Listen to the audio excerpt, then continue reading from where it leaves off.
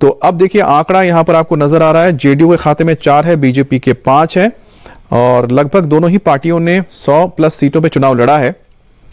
और जो बाकी सीटें थी, करीब 43 सीटों को बंटवारा हुआ था, इसमें सबसे ज्यादा सीटें गई हैं इस वक्त चिराग पासवान को, करीब 29 सीटों को दिया गया है एलजेपी को।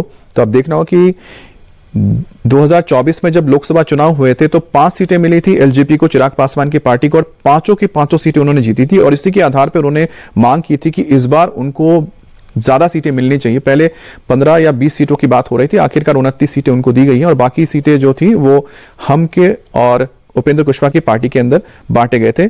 लेकिन चुनाव से पहले एनडीए जितना एक साथ नजर आया, दोनों सभी पांचों पार्टियों के अंदर, नेताओं के अंदर जो एक ही सुर में जो बात कर रहे थे, वैसा कुछ महागठबंधन में देखने को नहीं मिला। क्योंकि महागठबंधन के अंदर आखिर तक यही चलता रहा कि आखिरकार कौन कहां चुनाव लड़ रहा है। सीटों के बंटवारे को लेकर बहुत ज्यादा कंफ्यूजन था।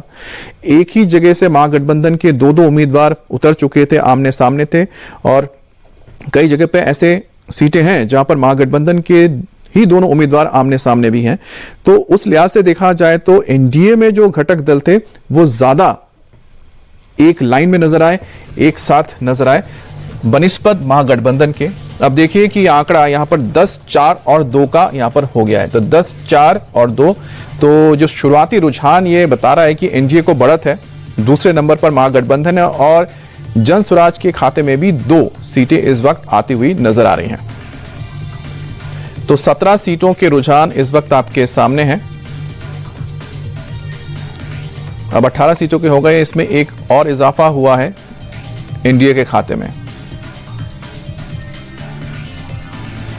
नीतीश कुमार और प्रधानमंत्री मोदी का चेहरा लेकर एनडीए ने ये चुनाव लड़ा है और इसमें सबसे महत्वपूर्ण है जो भी योजना है, चाहे वो प्रधानमंत्री मोदी की ओर से दी गई योजना हो या फिर मुख्यमंत्री नीतीश कुमार की ओर से दी गई जो योजनाएं थी, इन योजनाओं का काफी प्रचार किया गया और जिसके तहत जो महिलाएं हैं उनको रोजगार के लिए 10-10 हजार रुपए के सीधे ट्रांसफर हुआ है पैसा, वो माना जा रहा है कि बहुत बड़ा फैक्टर था, जिसके मद्देनजर जो महिलाएं हैं, जो आधी आबादी जिसे कहा जाता है, वो एक बार फिर से माना जा रहा है कि बीजेपी और जेडीयू के साथ होगी।